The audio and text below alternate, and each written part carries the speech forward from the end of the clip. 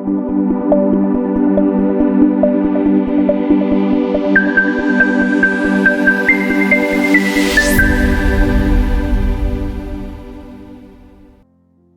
Father, we come to you in this hour, asking for your guidance and protection to our virtual gathering today.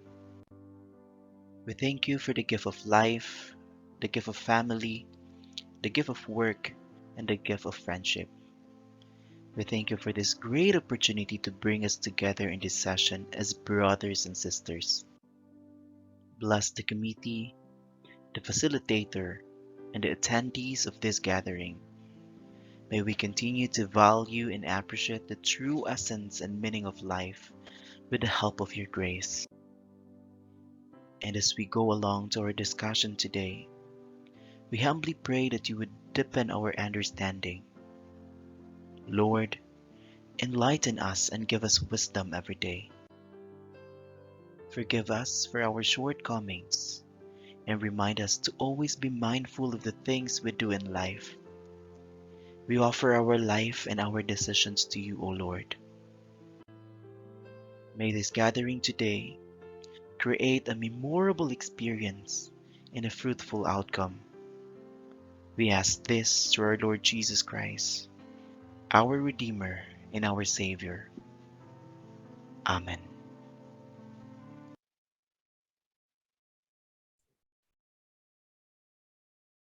Hello and good afternoon, everyone. It's week 7, and just went through the chat, and everyone's already greeting each other with a happy week 7. Yes, and we are in the month of November. So, welcome, everyone. And we're very happy that you are here joining us for week 7's live session.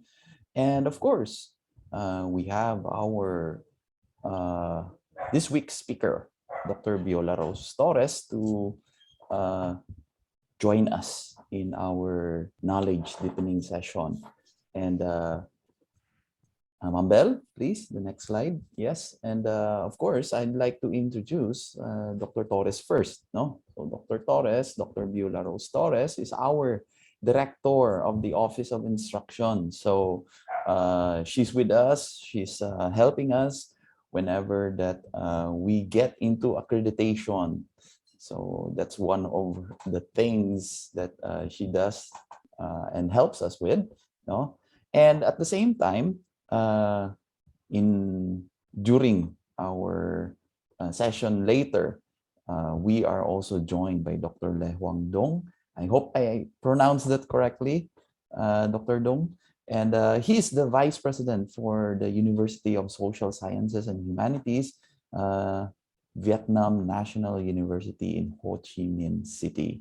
And of course, leading us in our moderating session is our very own project leader, Dave Marshall. So without further ado, and yes, our time check is 2:04 p.m. I am going to turn it over to Dr. Dave. So Dr. Dave, go ahead. Hey. Thank you, Sir Te. What's up, solars and soulmates? Good afternoon, everyone. Very quickly, hi to Erin May, Ethel Nabor, Michael Edison, Rachel Miral, Malin Bentipo, Pearly Alvarez, Ruth Paragas, Jeffrey, JD, Rachel, Nanette, Maris, Maria Christina, and so on and so forth. Thank you very much for all your chat messages. Today, as mentioned, is our 7th live deepening session. This is correct. Hi to Banilad Christian Fellowship for reminding us that today is our 7th live deepening session, specifically on the topic instructional design in technology enhanced flexible learning. Soulmates, I am very honored this afternoon because two experts are coming here in this live session. First, of course, our very own Director for Office of Instruction, Dr. Beulah Rose Torres. Second, we have our invited discussant for this afternoon. Just to give a context, starting actually last week, We changed the format of our live deepening session because we listened from the different comments and suggestions from our participants to have more engaging and more, perhaps, more inputs from the different experts. Together with us this afternoon, we have my co-fellow of the United Board Fellowship, and as mentioned by Sir Te, the Vice President of University of Social Sciences and Humanities in Vietnam University, Ho Chi Minh, of course, Vietnam. Dr. Dong Lee Huang. Dr. Dong actually will share their practices in their school in relation to instructional designing. Last week, we heard about, and our speaker, and during the forum last week, presented to us a variety of tools and platforms. And for sure, there were hang-ups last week because of the question on how can we integrate that in our instructional materials. How are we going to incorporate that in our instructional delivery in particular? Our speaker, our speaker for this week, Dr. Beulah, actually explains to us the most widely accepted and used instructional design in relation or specifically in educational technology. ADDIE, or ADDIE, as a method or as a framework in instructional design, and as we all know, just to emphasize, A for analyze, D for design, D for develop, I for implement, and E for evaluate. You know, soulmate, in the world of educational technology, ADI model is actually widely used. And just to give siguro a history, ADI was based on an earlier instructional design model called the five-step approach, and which has been developed in the U.S. Air Force.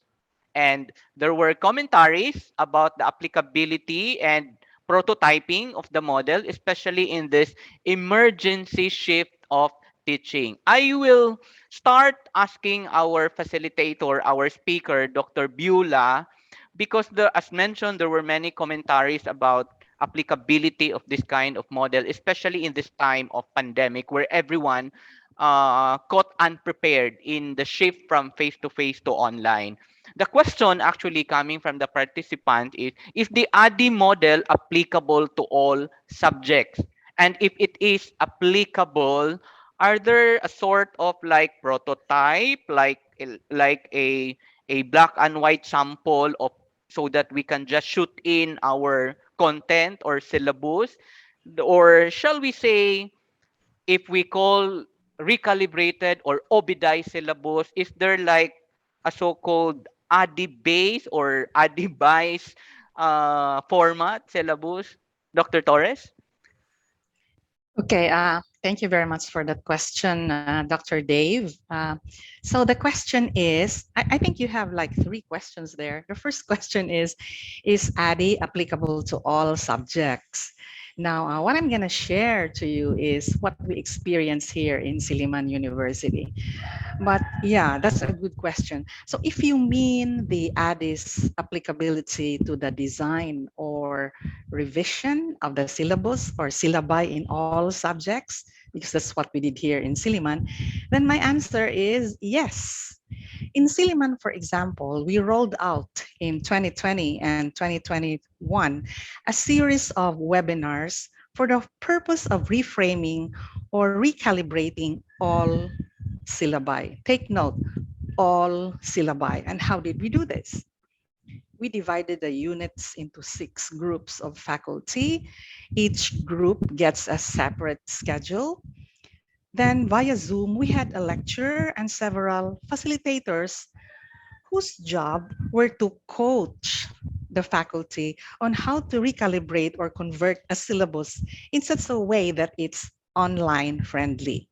Now, of course, we did this, the webinar, the series of webinars, after going through several phases of the ADI. So for example, we analyze what's needed to continue teaching and learning during the pandemic. Otherwise, we could have, froze all our learning activities. So we analyze what's needed, for example. What is CHED telling us? CHED is our regulatory body. uh, how do our contemporaries do it, globally? So we put together all those results of our analysis, then we design those webinars. And at this point, I'm not saying that we did it as an office alone, because we have different offices who, helped and cooperated in coming up with a series of webinars, sometimes panel discussion, sometimes webby shops. So there you are. It's applicable to all subjects in our case as well. Thank you, Dr. Viola. You mentioned about we did actually, I can confirm that we analyze what are needed, we recalibrated, we refer to the CMO on flexible learning. Uh, but can you expound, ma'am, on the analysis stage, considering that many literature actually is saying that the analysis phase is the most critical phase, which I can perhaps what is this? Confirm into this when we identify what is the most essential topic and what are really needed in the delivery.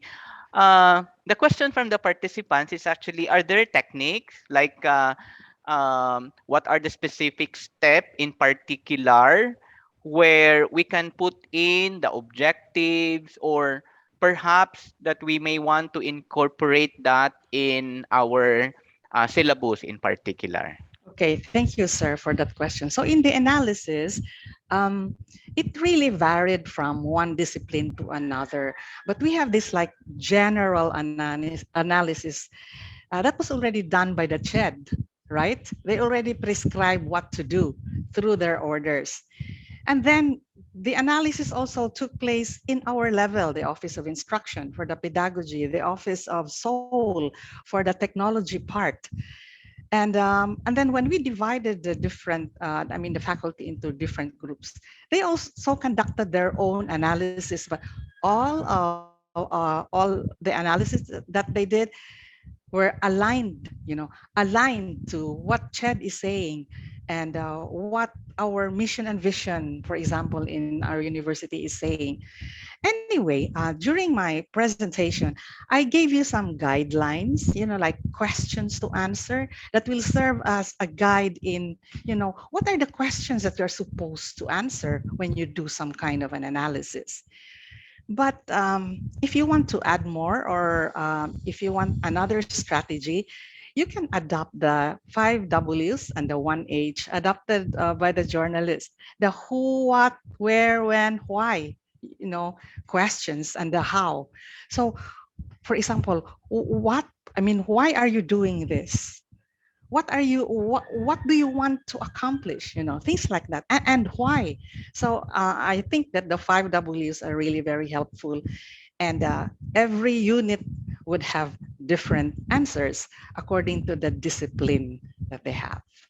Surely, I agree that several key components are to be utilized to make sure that our analysis is, shall we say, accurate, no, in relation to the learning outcomes of the subject. Course context, documents, syllabi, and even the technology can be employed, as mentioned by Dr. Beulah. And with the help of online tools, platforms, we can structure actually, and with the added of the what, the why, and so on and so forth. And that is really something like an articulation of what was discussed by Dr. Beulah in the video. Dr. Beulah, I'll park you for a while, and Sure. I would like to ask our discussant, our invited guest also here, Dr. Dung. I know that your educational system is very unique. I learned that, and you are the vice president of University of Social Sciences and Humanities under Vietnam National university. I know also that Vietnam was among the few Asian countries that made a very good job in stabilizing COVID cases in the first few months of the pandemic.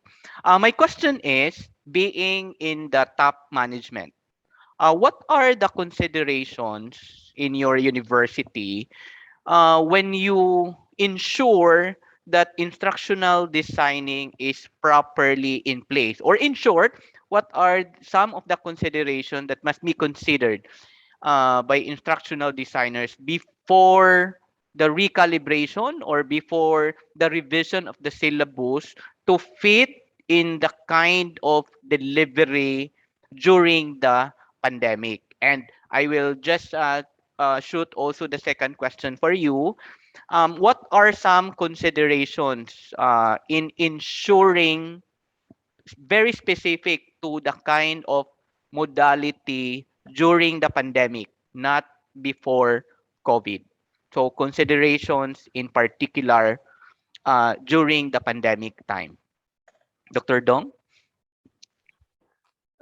Thank you very much. Good afternoon, everyone.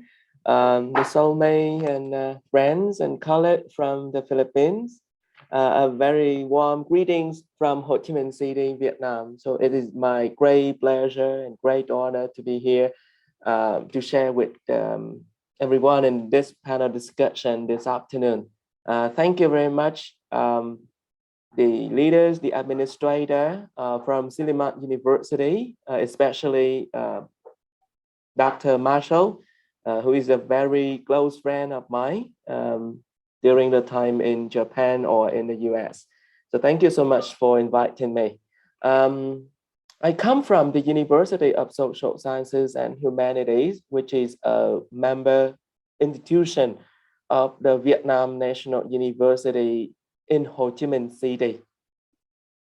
We have two Vietnam National University, one in Hanoi and another one in Ho Chi Minh City. The two systems are under the direct supervision of the ministry, of the Prime Minister office. So I briefly introduce it because many of us may get confused with the name of the university.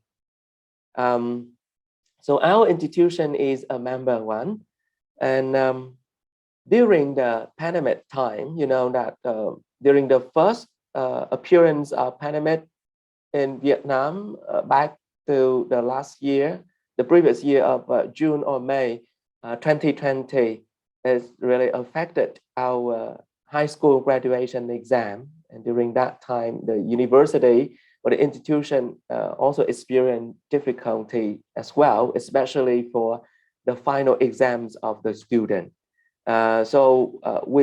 When at that time, actually, we cannot adjust the syllabus for that. The syllabus keep the same. However, we seriously consider the quality of the exam. So given the direction of the CT, the VNU system, and then our university, we delay the exam, in fact, because we are waiting for the pandemic to go over. However, after that, we already changed and try to adapt to the new situation by switching, changing, no, not really changing, but updating our syllabi, asking the professor, the instructor to redesign the course. In fact, we are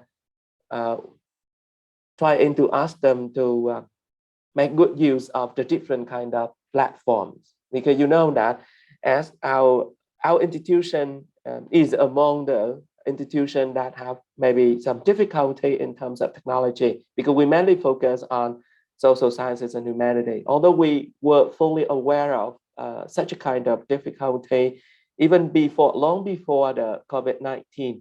So in our structure of the university, we do have the unit for that.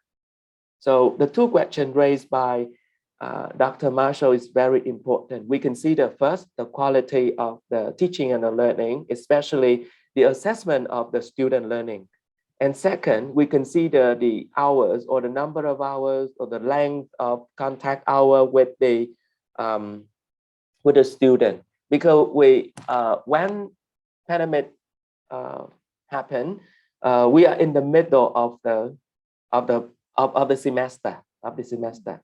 Okay, so at that time we try our best to use the uh, virtual, the online, the face-to-face platform like Google Meet or Microsoft Team or Zoom. And we have a lot of training for our teachers at that time so that we continue teaching that.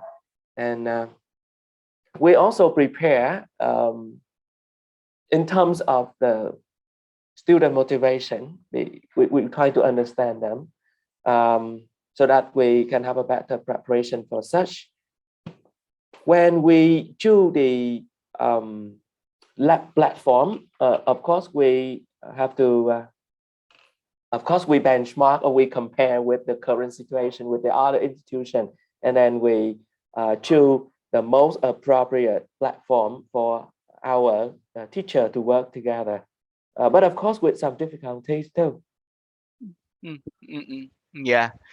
Yeah, thank you very much for explaining. I'm wondering, Dr. Dong, if do you have a unit or department in your university that solely tasked or responsible for instructional designing? You know, I am asking that question because here in the Philippines, many higher education institutions do not give emphasis or maybe do not give more priority of having a separate unit that will produce or create, or the job is on instructional designing, because many believe that instructional designing is a part of a major responsibility of the teacher. So my Mhm. question was, do you have a unit or a separate department in your university who their job and responsibility is solely for production of IM, instructional designing, and others? Mhm. Yeah, thank you, Dr. Marshall. A very interesting question. At our university, we have a unit for information and instructional development. However, um, in our plan, there are two stages. For the first stage, a few years before the pandemic happened in Vietnam, we already predict the situation, and we already believe that the instructional design and the technology is really important. And that is one of the most difficulties of our institution, because we do not major in technology. So at that time, we have the unit for information and instructional design. So during the pandemic, since June 2020 and until now, recently in Ho Chi Minh City, you know that it happened back again during March 2021 and until now. So recently we stopped the lockdown. So this unit is in charge of supporting the teachers or the whole institution with technology first. So during the first stage, we focus on technology. But at the same time, during different kind of workshop and training, almost every week during the time, all the faculty, the members join the training session. However, I believe that we may need to further develop the pedagogy. Pedagogy is really important. The teaching of the online courses might need some different experience, different kind of preparation as compared to the traditional face-to-face one. Although we have the virtual face-to-face discussion, I say virtual face-to-face discussion. This is a kind of synchronous, not asynchronous. But the way we interact, the way we work together might also differ from the previous one. Especially we cannot move, we cannot uh, do anything related to TPR, like total physical response approaches. So I think that for the second stage during this year, we continue requiring this instructional unit to focus more on pedagogy. And of course, there's a group of experts from different faculty, like faculty of education, faculty of English, where I used to be dean. and faculty of Vietnamese study. Um, the expert from those faculty will be in charge of coming up with different kind of training program for pedagogy mainly. Let me further expound on this. We have an online training program, especially for Vietnamese studies, which offer courses to a student in other country as well, even during the pandemic time, especially like Korea. A lot of South Korean students coming over to Ho Chi Minh City to learn Vietnamese language, Vietnamese study. So soon after the first pandemic, they went back to their country and they cannot come back to Vietnam. So at that time, we have to further develop and then strengthen our online courses. So making it easier and much easier for um, the student or the teacher as well. Well, I have Yeah. questions here. Yeah, and I like your explanation about the two stages. Like for us at Siliman, the office actually of Dr. Beulah Torres here, really focus on the instructional component, the pedagogy, the strategies, the content, no, Mhm. in partnership with a different unit also. Like and my office. Does actually the technology part, and I know it is a challenging work, Dr. Dung. And the participant, Dr. Dong, is actually asking if, since you are here and you know this majority or all of our participants are Filipino teachers, do you offer like a sort of outreach program, service learning, community extension for teachers to be equipped with instructional designing? Uh, yeah, thank you for this very interesting questions. We used to have some support, some outreach program to other neighboring institutions, especially in the provinces.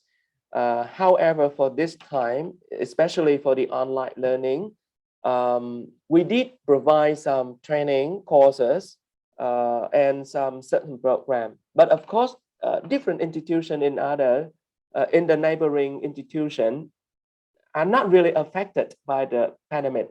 Um, Only those in Ho Chi Minh City, in Dong Nai province, and Bình Dương province, the three closely related, the vicinity only.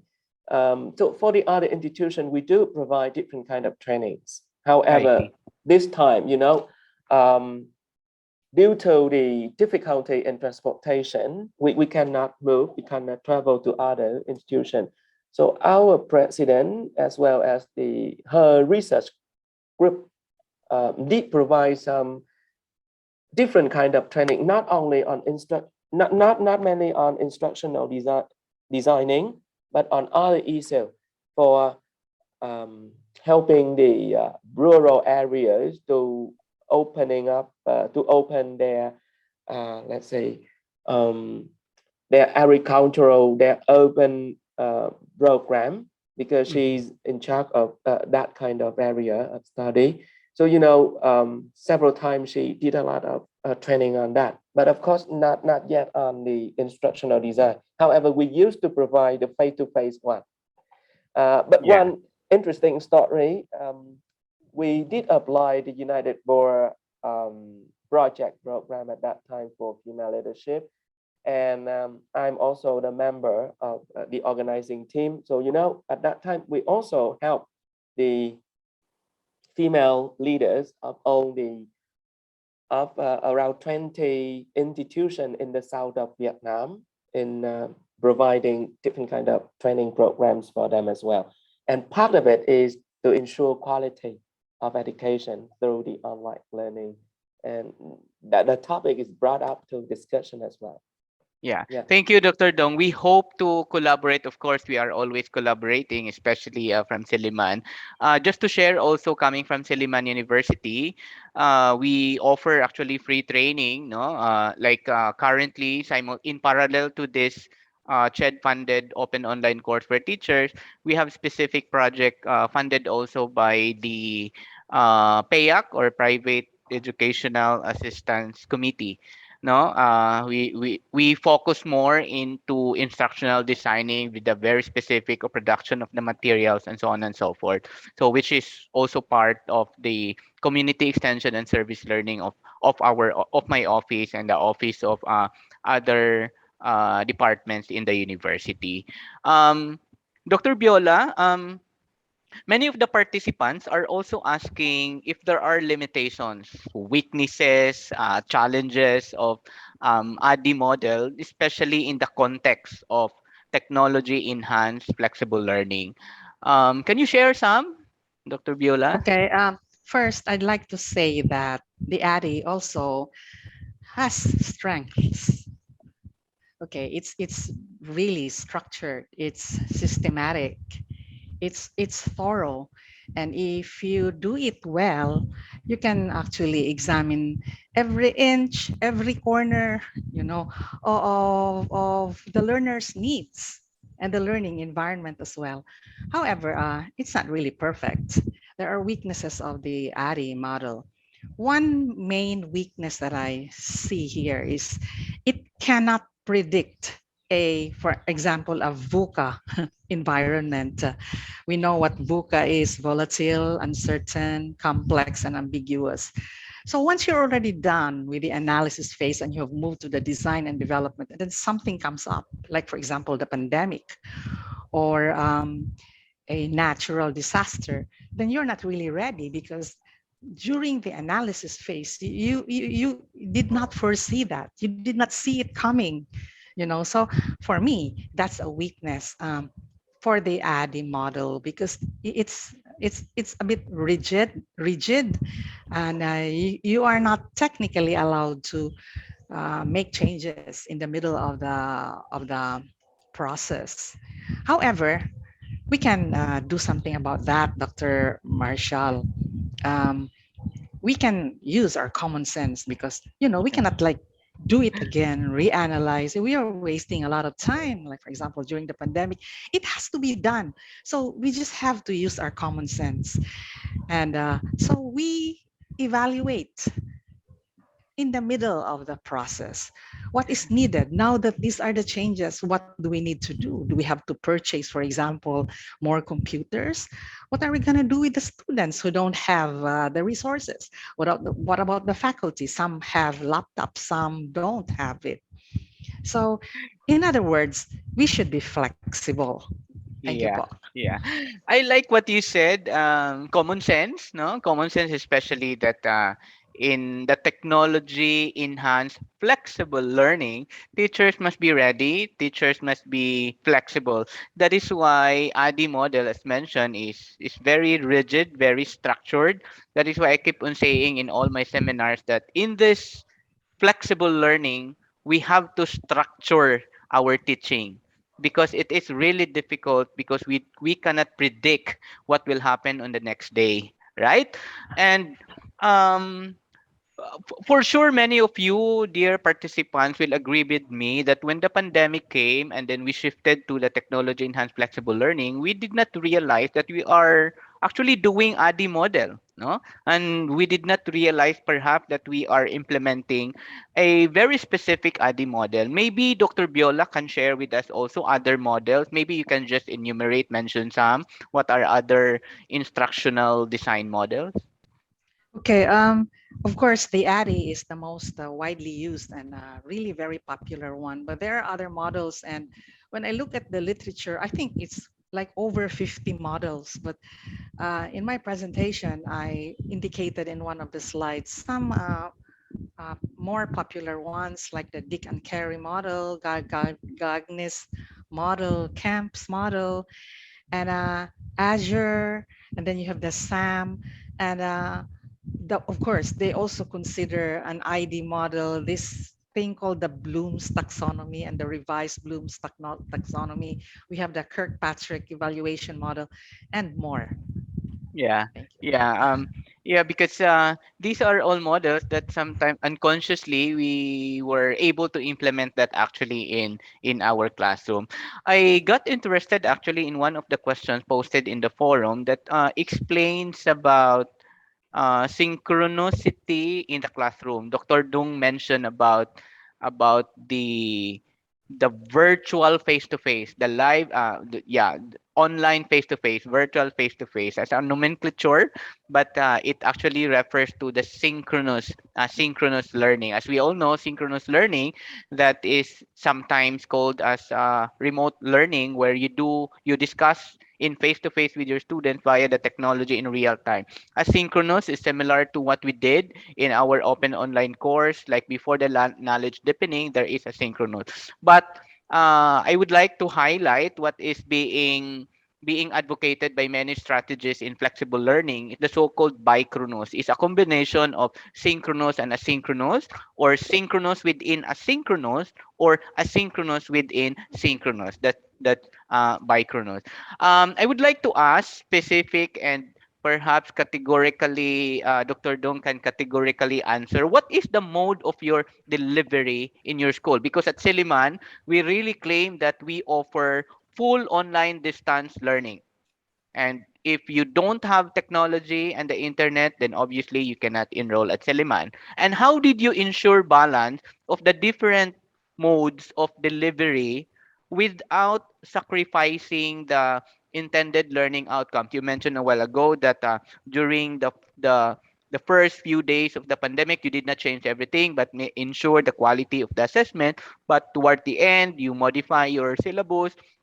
How did you ensure balance that the delivery do not change or perhaps sacrifice the objective of the course? Yeah, thank you, Dr. Marshall, and thank you the questions for the questions. I already shared some of my idea in the chatting session here. For our institution, and especially the majority of institution in Vietnam these days during the spring term, from September until now, we have the purely or mainly online learning session. We just work from home. Except some administrator, we are allowed to get back to the institution for some signature, for different thing, procedural activity. But the majority of the classes are not back to the campus yet. So all universities have online courses now, including our institution. And for the synchronous one, we use Google Meet or Microsoft Teams or Zoom, or it depends, or even WebEx, or it depends on the teacher's preference. But our institution work closely with Google and expect them to expand the function, extend the function of the Google Meet, and then we maximize the use. And there are some other technology company that also help us. So they offer some live conference meeting like this and like that. So we do have online courses now. In terms of the course syllabi, we do not think we sacrifice our intended learning outcomes, because we do ensure with all of the teachers that we need to ensure the assessment tasks and the assessment, the product, the assessment of the product of the student. The only thing that we change is we adjust a little bit to using more alternative assessment. We focus on authentic and alternative assessment. So we also provide with some kind of training for our for our teacher, and especially for this school year, we have met all of the newly recruited students, more than 4,000 of them online. The president, I, and the chairperson of the university council meet all of the students online, sharing with them the message, the motivation, and some different kind of idea to motivate their learning. So we don't think that we don't think we sacrifice the intended learning outcome, but we're trying to reconsider those, and we adjust by using more alternative assessment. And So what? you know that, I'm sorry. Yeah, please go ahead. Specifically in our major, we have language, we have social sciences, and we have some other humanities discipline. So the majority of them can apply alternative assessment like the project, the task-based assessment, particularly for the language. So we have the system, we have the LMS. So the teacher are instructed, are guided to design the assessment task online so that the student can be assessed as well. So I think we combine both the traditional one, especially for the language, but that is for language skill only. But for the Okay. other, we do apply alternative assessment tasks, Okay. and that would Okay. help. So right now, Dr. Dong, you are now back to face to face Not or yet. on campus? Not yet. Not yet. Okay. So Online for the whole online. semester. And the Online. city already announced that at least we will work. No, we will teach online until end of December, and we are trying. We are trying to cover all of I mean, the vaccination of the whole. Around 70% of the elder people 18 years old above got vaccinated. And now we Yeah. are trying to vaccinate, to provide vaccination for the high school student from grade 12 until grade 17. I'm sorry, Okay. I see. from 12 to 17 years old. Yeah, Okay, okay. yeah. My next question is actually to both of you. You may have different perspective on this, but maybe based on your observation, being an administrator for Dr. Dong and for Dr. Biola being the director in the Office of Instruction. Which of the synchronicity strategy do you think is better, the synchronous or asynchronous? And if you choose one, what do you think is the effect of the learning? Maybe Dr. Biola first. Okay. Ideally, I think there should be a blend, between synchronous and asynchronous. But yeah, that's a great question, Dr. Dave. Um, Synchronous, that's good because then students interact with each other face to face. But with the asynchronous learning format, that's for me problematic, um, because in asynchronous learning, students miss the camaraderie that comes from real time conversation. They cannot exchange high fives if that is still the fashion. They cannot see people's smiles. So it is so detached. Asynchronous learning is so detached. Although this is a bit favorable to students who are not really very sociable, you know. But asynchronous, the solitary nature of that type of learning can be very detrimental to the mental health of the students and the faculty as well. Sometimes we forget ourselves that we are also affected so much by this asynchronous thing. So on the part of the students, their academic results may be affected. We don't even know whether they're really learning, especially for the younger ones who are really answering. For example, the questions, are the parents doing it? But in the college level, that's not really a problem. Although, one issue is that they might be like um, copying from other sources. But yeah, the point is that asynchronous learning can be really stressful. It can cause a mental struggle on the part of the students. So I would like to go back to my argument earlier that a blend of the two is a lot better. But sir, with the synchronous, we have also a problem or a challenge because our connection may not cooperate with us. you know so Yeah. we really have to balance the two. Yeah. Here in Silliman University, we sort of prescribe how much, the percentage for doing, synchronous, and the percentage for doing asynchronous. So I think Dr. Dave can, elaborate on that. Thank you so much, Yeah. Dr. Dave. Thank you, Dr. Biola. And I would like to connect that also to the question in the chat coming from coming from Miss Tumampos about, I think this is more of the contact hours because considering that we're talking about synchronous and asynchronous time, it's actually a discussion like specifically in our university because we cannot please every learner. There are some learners who would want that no synchronous is fine, but there are some students also would want synchronous. And Dr. Biola mentioned about internet connectivity. I would like, and I'm very interested to ask Dr. Dong, how's internet connectivity in in your school in particular, because you were mentioning the live face-to-face thing. And but before that, please answer first my question. Which of the synchronicity is better based on your observation? Synchronous or the asynchronous? Yeah, thank you so much. It's really interesting, and I do agree with Dr. Torres here. I think both synchronous and asynchronous would help. Synchronous meaning we trying to keep the contact hours with a student.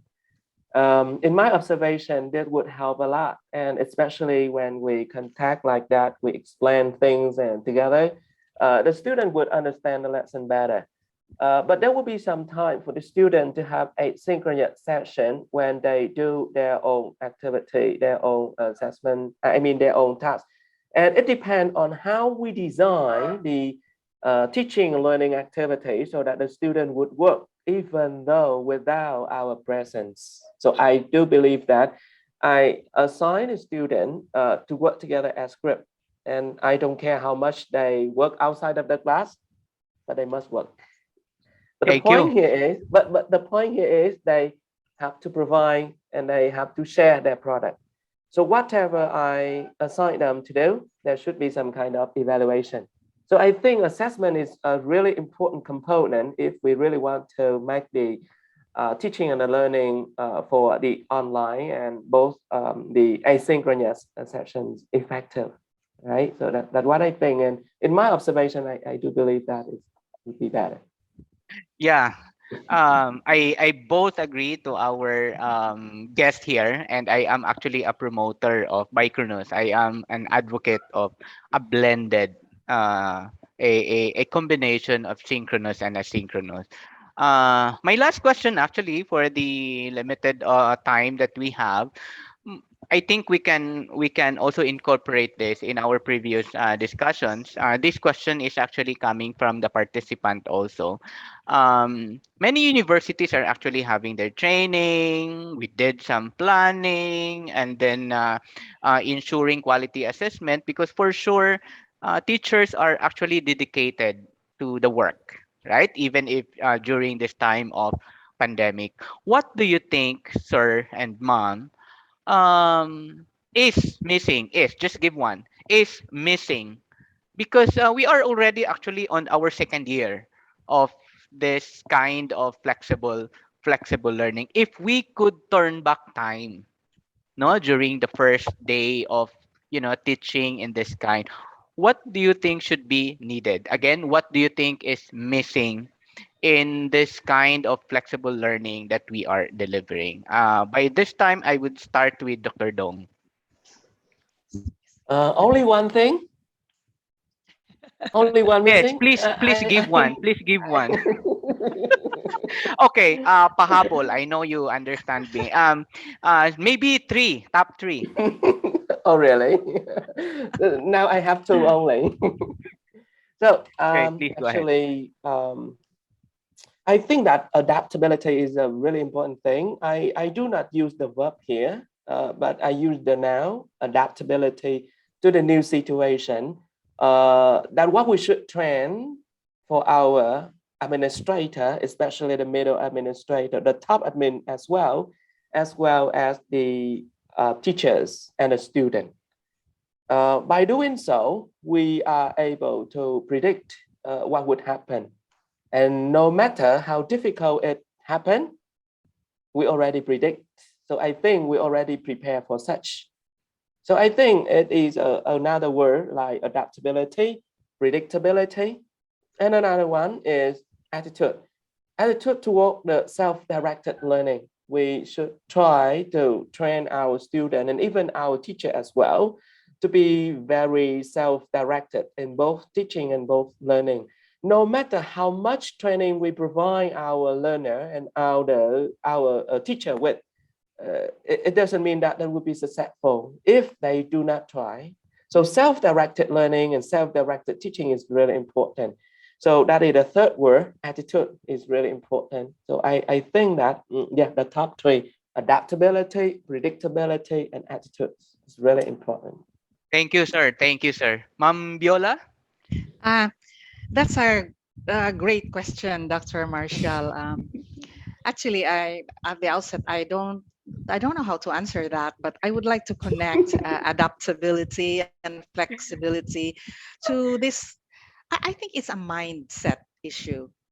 We have been Mhm. so used to doing it face to face. We've been enjoying the type of educational system that the government established for our country, for example. So also this adaptability thing is can be connected, I mean, to a technological generation gap issue. So the younger ones can easily adapt and adopt compared to the older ones. uh, you know like for the Gen Z, for the Alpha generation, oh, they were born with gadgets on their hand, so to speak. But in the case of the baby boomers or the silent generation, these are the teachers. Some of our teachers in the university belong to this category. So how could they be prepared? I mean, no one saw the pandemic coming. How could they be ready for such inconveniences that this pandemic has offered? And also, I would like to connect adaptability with the economic issue. So the more, I mean, the richer a faculty or student is, then the more chances that they could afford to buy a sophisticated gadget. But if you cannot afford that, how can you even adapt?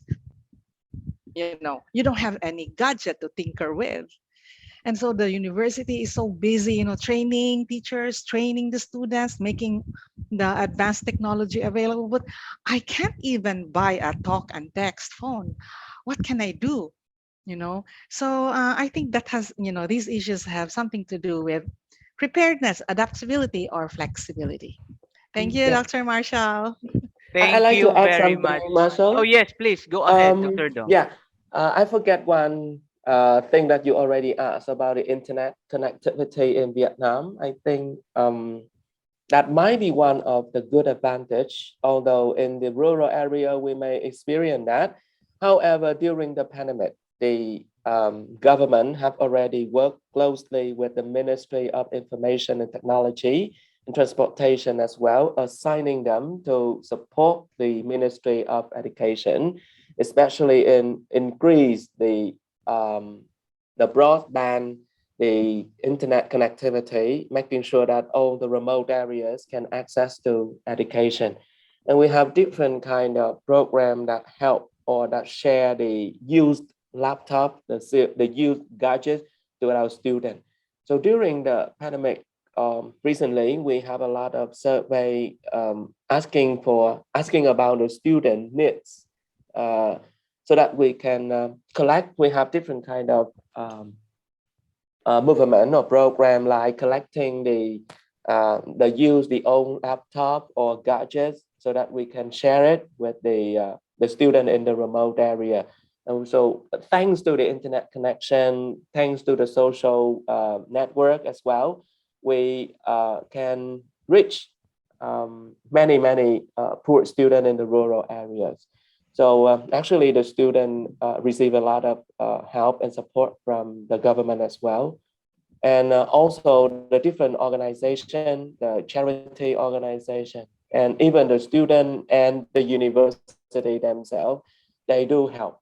So I am in charge of student affairs.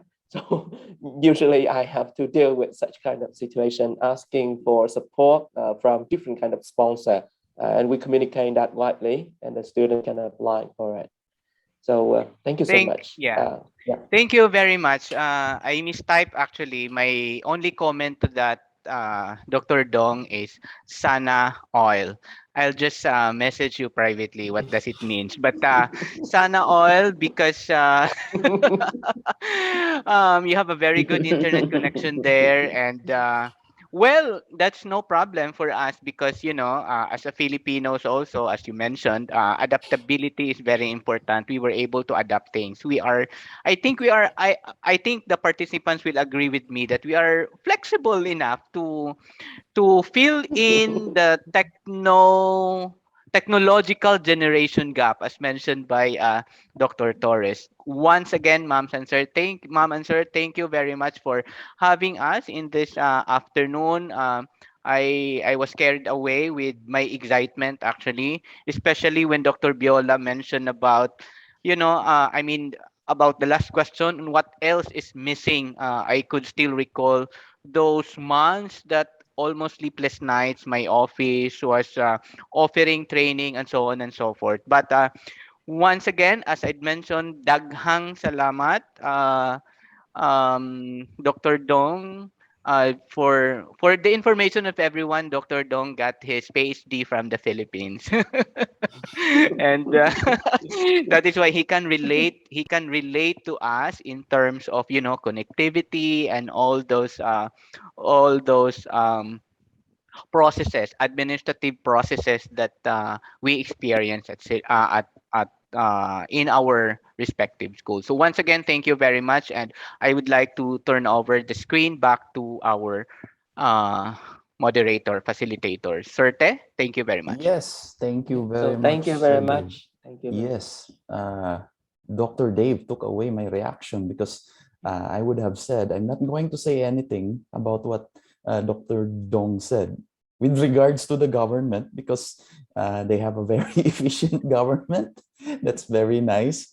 And as for Dr. Torres, there was this one time wherein I saw some of my students when they went on camera, and then you can see that even their chair is very nice. They have a very good computer chair. So those are just realizations, no? And I hope that everyone has increased their knowledge for this afternoon. And of course, we have to check the time. It's already 2:58. Okay, so yeah, we are very thankful to our speakers. And next slide, please, Ma'am Bell, for our yeah. I'm going to provide our participants with the attendance because we're going to give you the time to be able to answer it while it's still going to be active. So I'm going to share it to our chat.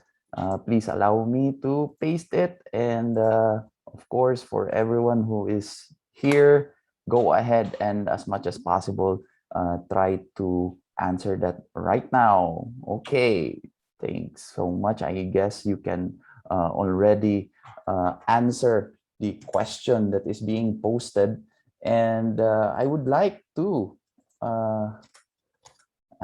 read our certificate for this afternoon. This is going to be awarded to Dr. Le Huang Dong. No? So I'm going to go over the citation. So Silliman University, we have a certificate of recognition that is awarded to Dr. Le Huang Dong, Vice President for University of Social Sciences and Humanities, Vietnam National University in Ho Chi Minh City.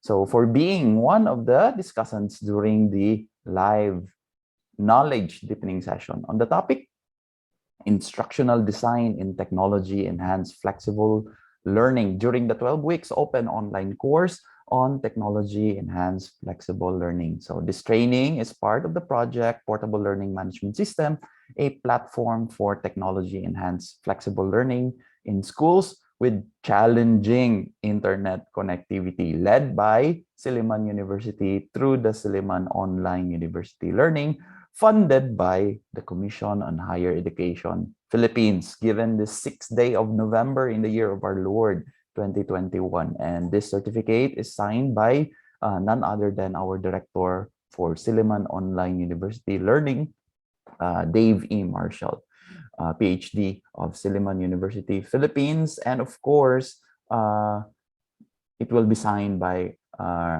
Dr. Errol Jude Paul L. Cleope, the Vice President for Academic Affairs of Silliman University, Philippines. Next, please. And of course, let's not forget for Dr. Viola Rose Torres. So for being the speaker on the topic, again, instructional design in technology enhanced flexible learning during the 12 weeks open online course on technology enhanced flexible learning. So the same citation actually, and also the same signatories. So thank you very much, Dr. Torres and Dr. Dung. Okay. Yes, next, please.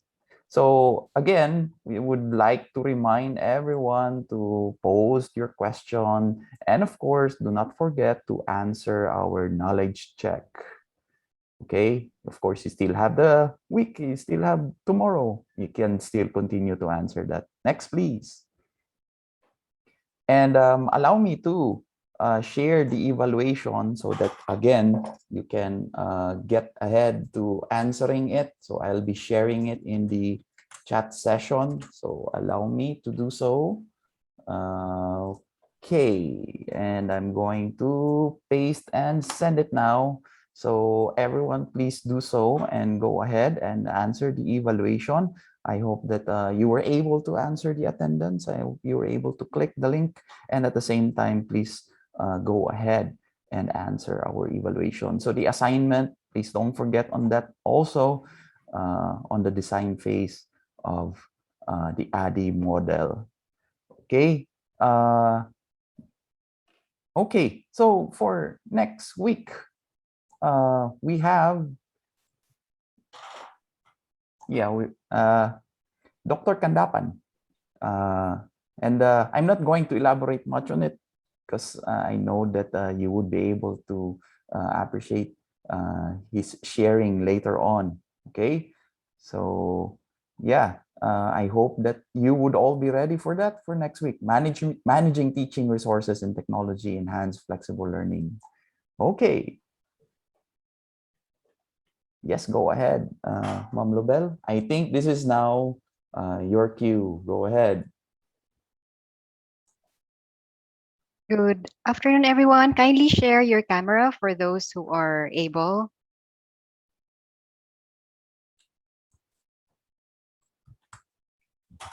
Let me remove the spotlight first so that it will not. Okay.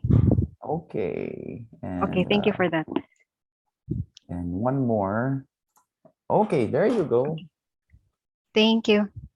So I'll start with, there are 6 groups or pages. I'll start with the first one. 1, 2, 3, smile.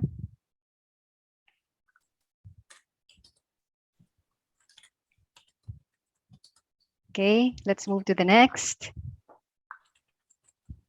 1, 2, 3, smile. Okay.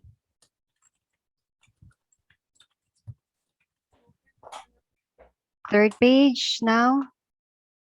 1, 2, 3, smile. Okay.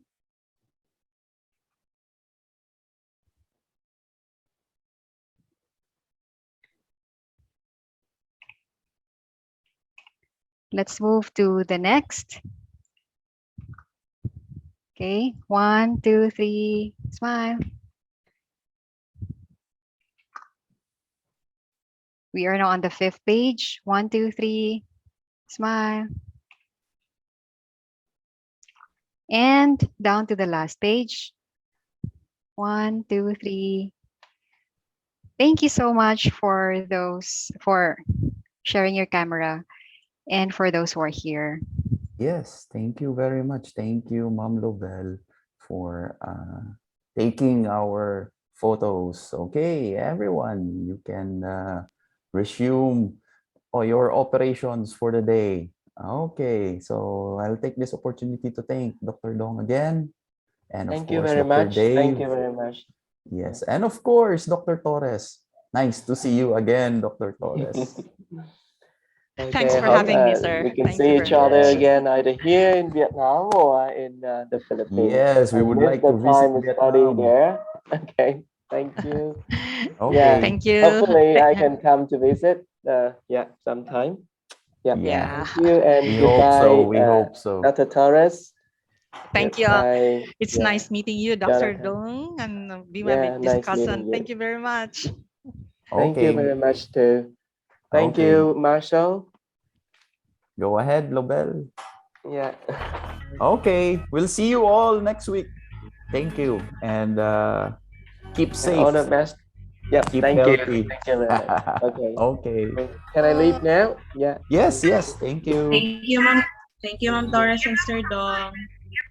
Thank you. Thank you so much. Thank you po.